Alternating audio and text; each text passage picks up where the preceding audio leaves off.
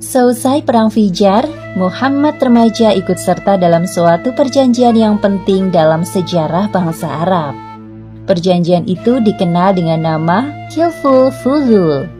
Pada saat itu usia beliau menginjak 20 tahun. Kata Hilful sendiri berarti perjanjian atau kesepakatan, sedangkan Fuzul dari akar kata baik atau utama.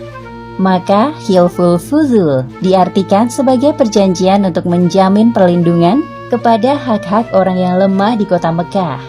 Kondisi kota Mekah pasca Perang Fijar carut-marut. Butuh waktu untuk memulihkan aktivitas perdagangan seperti sedia kala. Datang dari Yaman seorang pedagang asing kabilah Bani Zubair ke pusat kota Mekah. Ia menjual barang dagangannya kepada Ash bin Wa'il, seorang saudagar dari Bani Quraisy. Keduanya telah membuat kesepakatan tentang pembayaran barang. Ash bin Wa'il seorang saudagar yang terkenal dengan kekejaman dan kezalimannya di Mekah.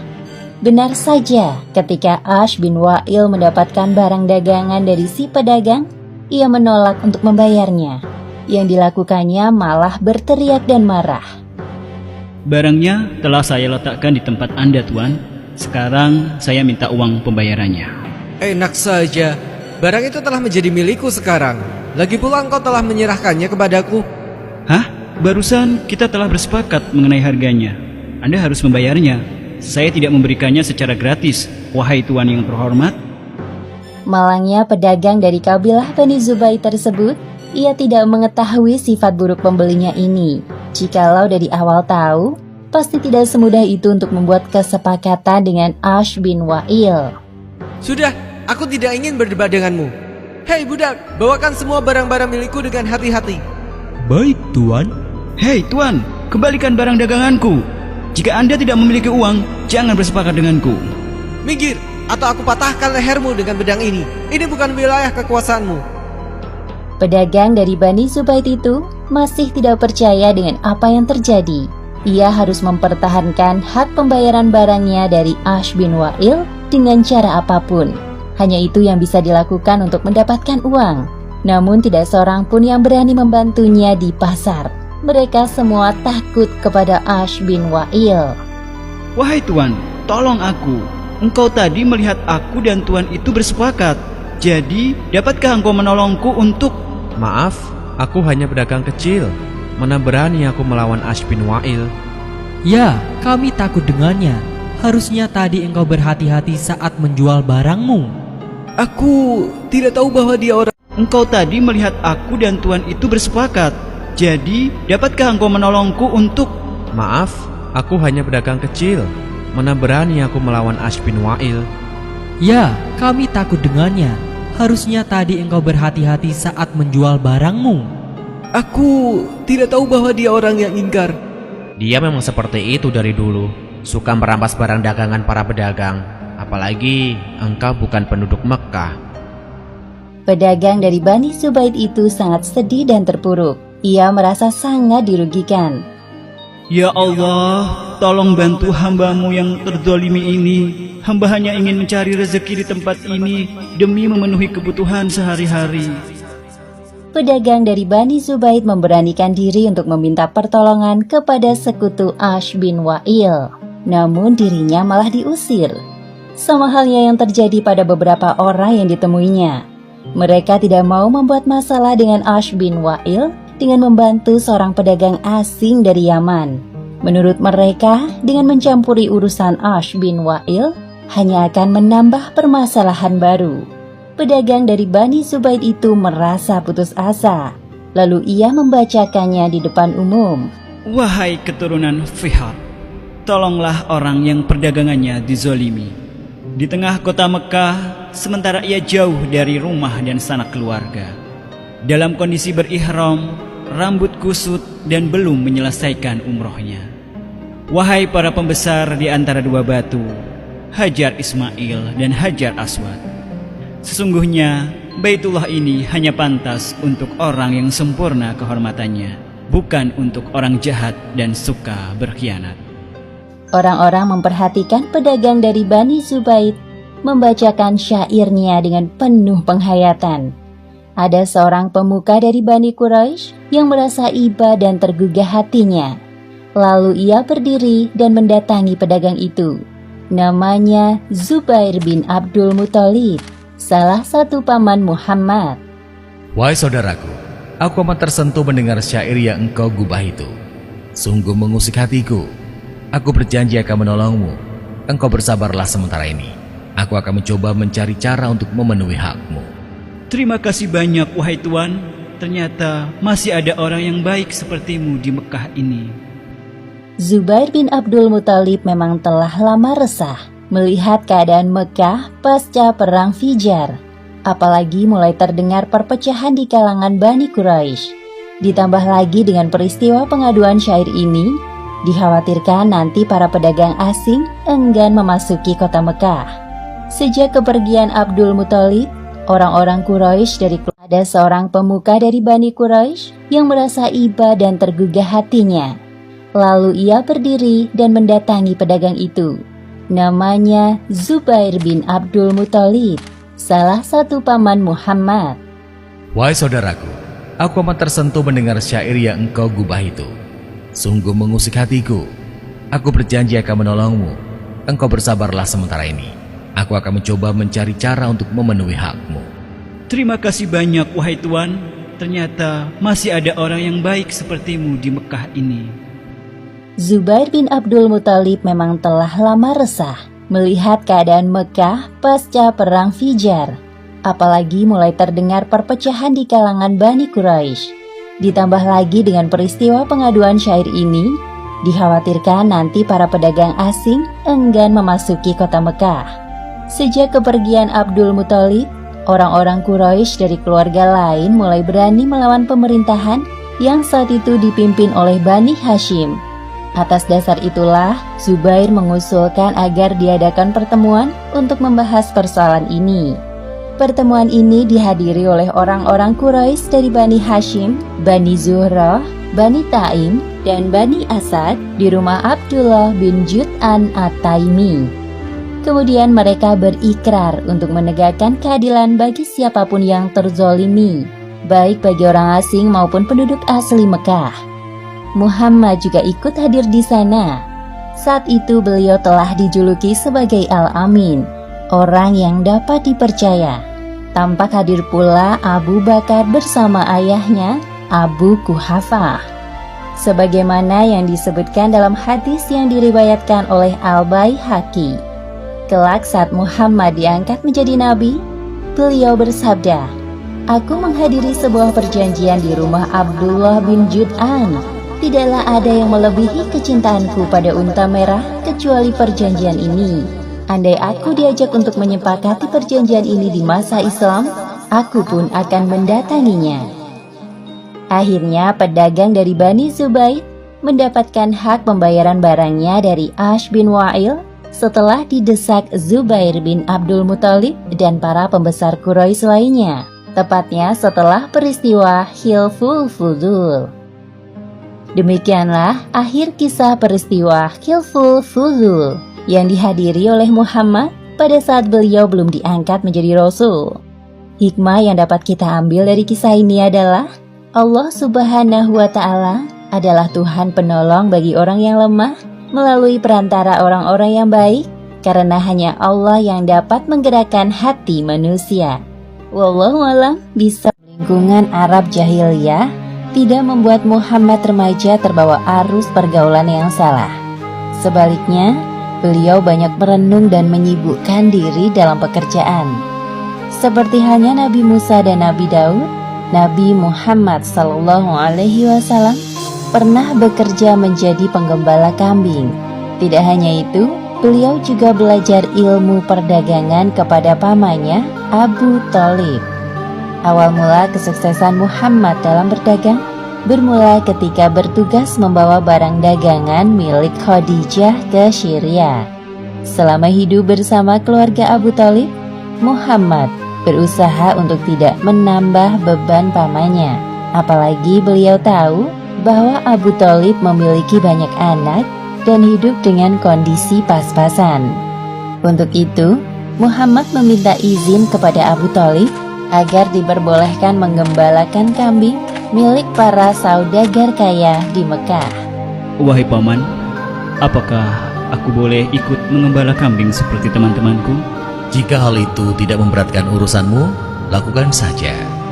Sebagaimana yang disebutkan dalam hadis riwayat Bukhari nomor 2262 dari Abu Hurairah radhiyallahu anhu, bahwa Rasulullah Shallallahu Alaihi Wasallam bersabda, tidak ada nabi kecuali pernah menjadi penggembala kambing. Mereka para sahabat bertanya, apakah engkau juga, wahai Rasulullah? Beliau berkata, iya, saya telah menggembala dengan imbalan beberapa kirot dari penduduk Mekah. Dengan menggembala kambing, Muhammad berlatih untuk bersabar dan menjadi seorang pemimpin. Tanpa berkeluh kesah, setiap pagi beliau menggembala dan mengantarkan kambing-kambing itu ke kandang pada sore hari. Anehnya, semua kambing-kambing gembalaan Muhammad gemuk-gemuk dan sehat. Hal tersebut membuat para saudagar puas dengan hasil kerjanya. Aku sangat senang melihat anak muda seperti keponakanmu itu. Dia sangat rajin dan cekatan. Beruntung engkau memilikinya, wahai Abu Thalib. Sungguh, aku tidak menyuruhnya bekerja jikalau dia tidak benar-benar menginginkannya. Dia pasti tidak ingin merepotkanmu. Menurutku, Muhammad tidak seperti para pemuda kebanyakan di Mekah yang lebih suka hiburan daripada bekerja keras. Muhammad memang sangat menjaga dirinya dari perbuatan maksiat.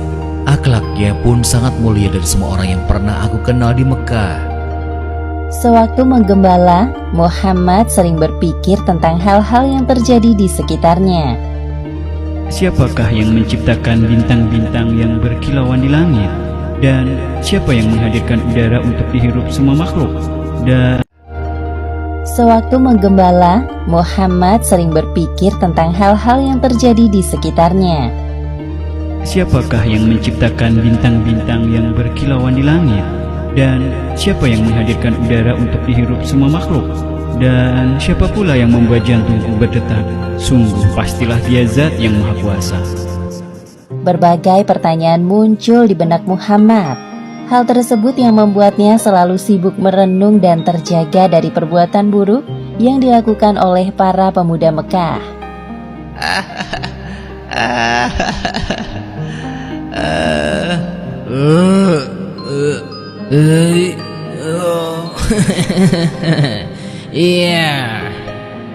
Pernah suatu ketika, Muhammad ingin pergi ke kota untuk melihat pesta perkawinan. Beliau pun menitipkan kambing-kambingnya kepada seorang teman penggembala.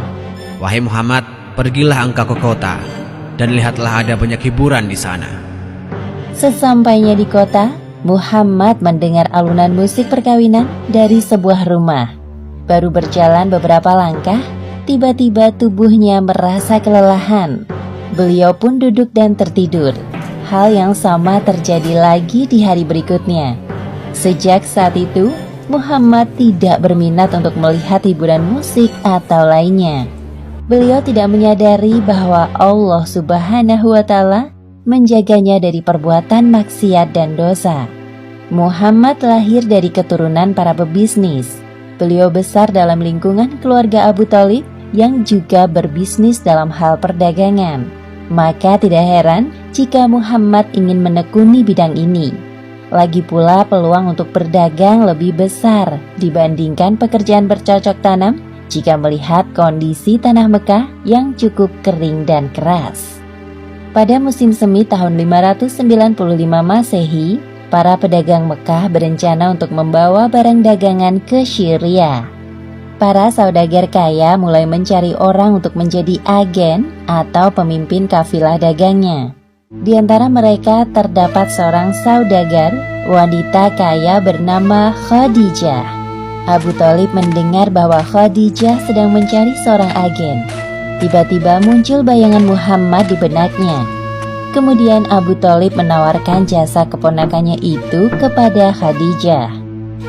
Wahai Khadijah, aku memiliki seorang anak muda berusia 25 tahun. Aku tawarkan ia bekerja kepadamu menjadi agen. Aku berani menjanjikan bahwa ia mampu melaksanakan tugas itu, meskipun sebenarnya belum cukup berpengalaman. Siapa pemuda yang engkau maksud, wahai paman? Namanya Muhammad. Khadijah, Pengalaman. siapa pemuda yang engkau maksud, wahai paman? Namanya Muhammad. Khadijah pernah mendengar sekilas tentang Muhammad. Hal yang diketahuinya sama seperti para penduduk Mekah lain, yakni Muhammad terkenal dengan julukan Al-Amin, atau orang yang dapat dipercaya. Hal yang perlu paman ketahui, aku sangat menjunjung tinggi nilai kejujuran. Maka aku putuskan untuk menerima Muhammad sebagai salah satu agen dagangku. Aku juga akan memberikannya upah 2 kali lipat lebih dari yang lain apabila pekerjaannya bagus. Terima kasih wahai Khadijah. Terima kasih kembali wahai paman. Jika senggang, besok datanglah kemari bersamanya. Abu Thalib pulang ke rumah dengan perasaan gembira. Beliau tidak menyangka respon Khadijah kepadanya sangat ramah. Tak heran jika ia sukses dalam dunia perdagangan. Keesokan harinya, Abu Thalib mendatangi rumah Khadijah lagi bersama Muhammad.